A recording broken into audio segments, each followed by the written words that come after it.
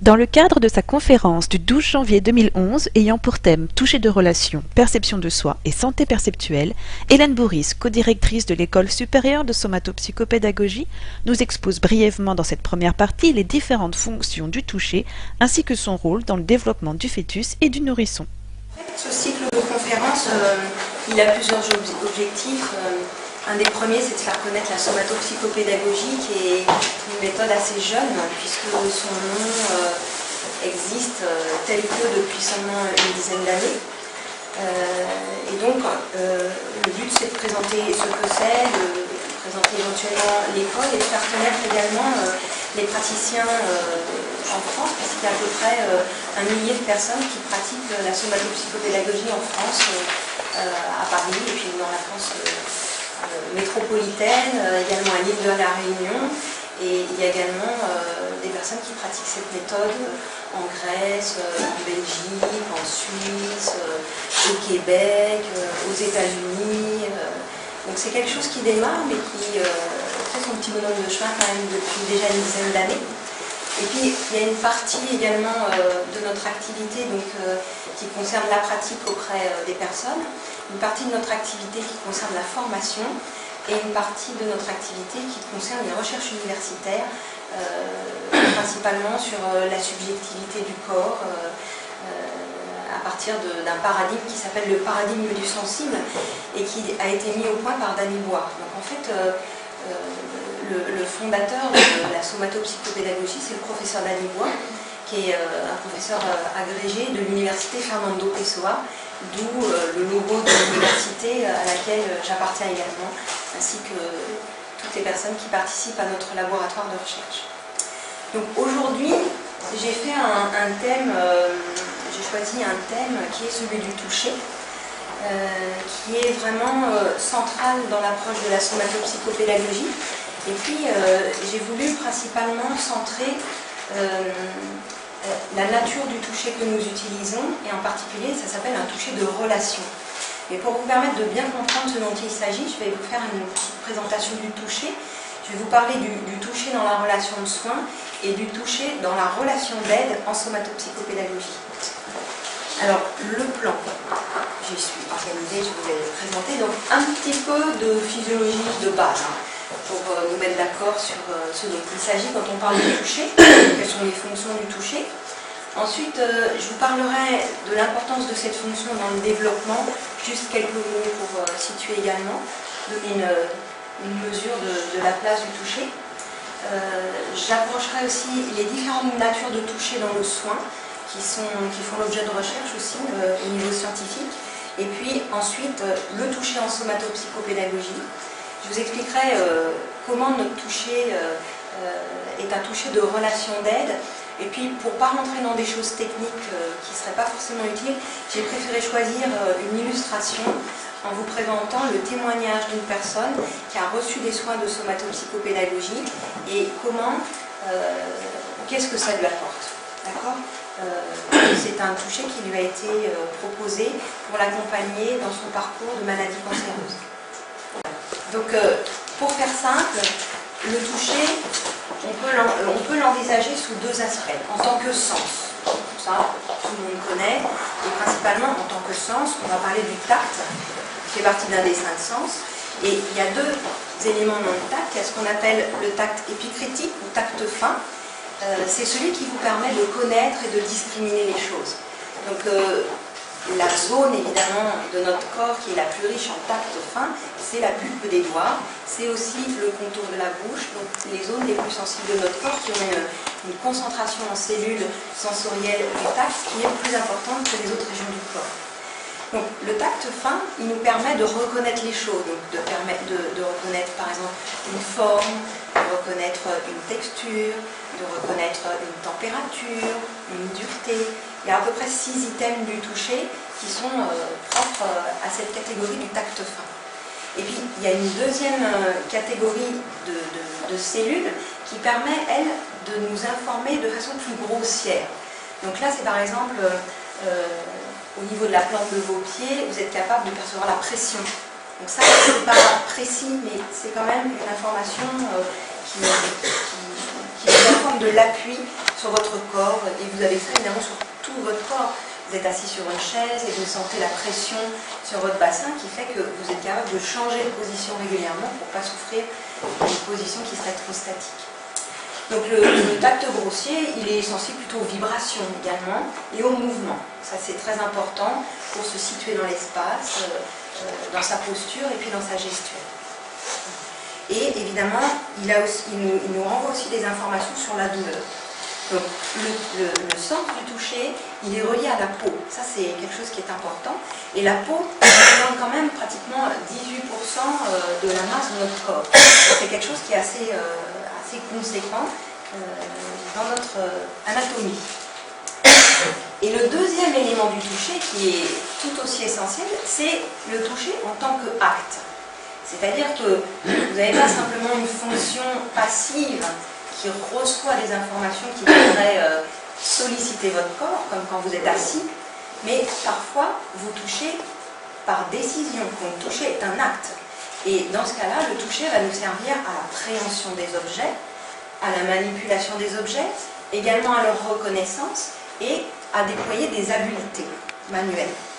Donc du coup, on voit qu'il y a quelque chose qui est très lié dans le toucher, c'est la sensation, et avec l'acte, il y a une notion de mouvement. Et le mouvement va enrichir les informations qui vont vous être données au niveau sensoriel. Donc il y a ce qu'on appelle une intermodalité entre la capacité de sentir et le fait que si je sens en bougeant, je sens mieux. Donc un autre élément très important et qui va se retrouver dans les deux niveaux du toucher, à la fois dans le sens tactile et puis dans le mouvement, dans l'acte de toucher, c'est que pour toucher, le toucher va nous servir à communiquer, à entrer en relation. Donc, entrer en relation, habituellement, on envisage ça dans la relation à autrui, donc ça, c'est un élément, mais on entre aussi en relation avec les choses.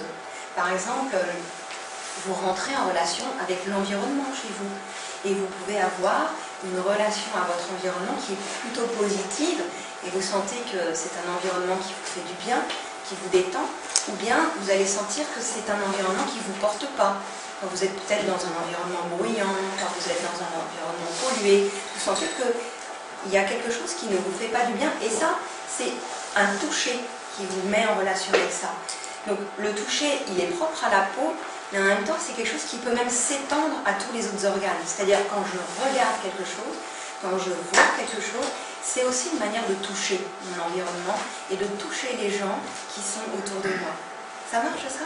Donc c'est un sens, en fait, qui a été beaucoup décrié dans la philosophie, dans les neurosciences, même c'est un des sens qui a fait l'objet de recherches assez tardivement par rapport à la vision, où là, vous trouvez dans le domaine des sciences des quantités de recherches sur la vision, et le toucher, c'est quelque chose qui n'était pas forcément très intéressant, alors qu'en fait, c'est un élément central.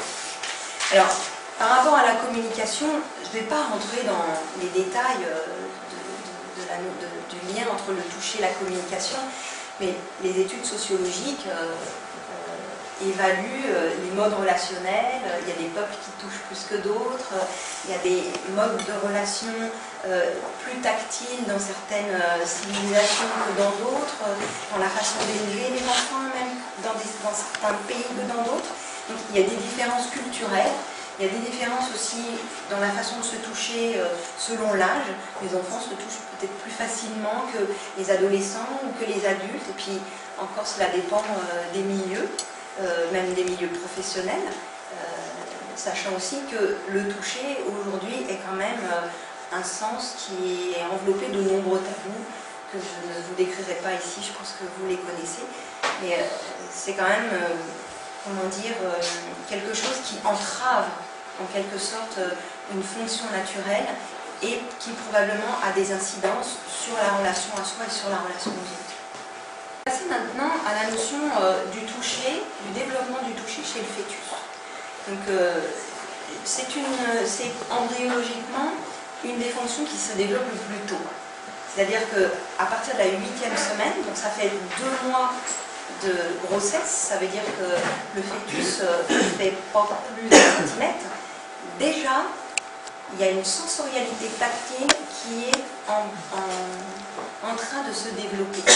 Et la fonction tactile va être finie, pas complètement mature, on va pouvoir apprendre avec le toucher tout au long de sa vie, mais le fonctionnement tactile est terminé à partir de la 20e semaine. Et, comment dire, de nombreuses études ont été menées, ça vous avez dû en entendre parler parce que c'est assez vulgarisé, sur est-ce que l'enfant, le fœtus perçoit, est-ce qu'il se perçoit, est-ce que son identité se constitue déjà dans la vie fétale, est-ce qu'il établit déjà des relations avec sa maman, avec son papa, avec les sonorités environnantes qui viennent l'affecter, est-ce que déjà il commence à organiser une vie affective avec des préférences.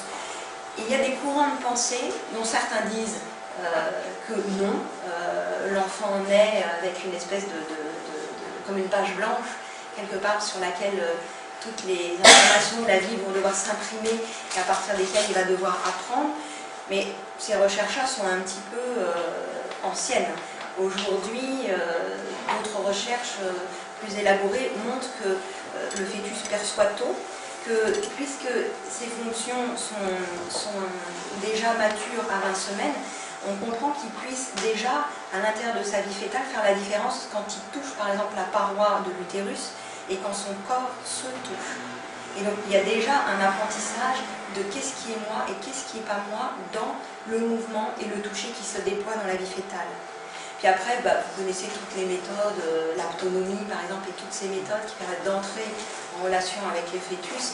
Et je veux dire, si un certain nombre d'éléments ne peuvent pas être prouvés scientifiquement, on ne peut pas questionner le fœtus s'il en ressent, en tout cas, il y a des manifestations qui permettent de présager qu'il y a une relation materno-fétale et il y a déjà des éléments qui se déploient dans la vie fétale. Vous connaissez peut-être aussi le travail de Anzieux avec le Moico, qui défend l'idée que même il y a une vie psychique du fœtus à l'intérieur de la vie utérine.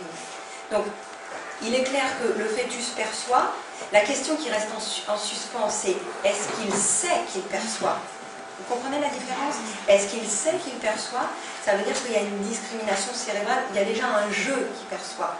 Et ça, bon, c'est des questions qui font encore débat. Il est clair, avec toutes les études qui ont été faites, diverses et variées, les plus connues peut-être sont celles de Henri Vallon et Ajuria Guerra, qui ont montré qu'il existe entre le nourrisson et puis son environnement une relation sociale qui est nécessaire puisque l'enfant n'a pas d'autonomie par rapport à ses parents, il a besoin de son environnement pour croître et pour survivre. Et donc il y a une relation sociale entre la maman et le papa, enfin tout l'environnement du fœtus, du nourrisson, pardon, qui se fait à travers le contact cutané et qui se fait également à travers le tonus et le mouvement. Ce sont trois éléments qui, avec les autres sens, interagissent et sont fondamentaux pour l'enfant. On a même démontré scientifiquement qu'un enfant qui n'est pas touché a des altérations au niveau de sa croissance, de la physiologie de sa croissance. Donc c'est quelque chose qui est fondamental. Donc la relation de toucher, c'est non seulement une nécessité pour langer l'enfant, le nourrir, mais c'est aussi une nécessité pour construire son identité, construire la communication avec les autres et lui permettre d'apprendre de lui par rapport aux autres et des autres par rapport à lui. D'accord? Donc ça, c'est une notion très importante et tout ça va avoir forcément une incidence sur le développement cognitif, sur le développement identitaire et sur les comportements à venir. Donc il y a des études évidemment qui sont faites sur les altérations du comportement adulte face à des enfants qui ont été peu touchés, mal touchés ou pas touchés. Retrouvez la suite de cette conférence dans sa deuxième partie. Hélène Bourris nous y expose la nature du toucher en somatopsychopédagogie.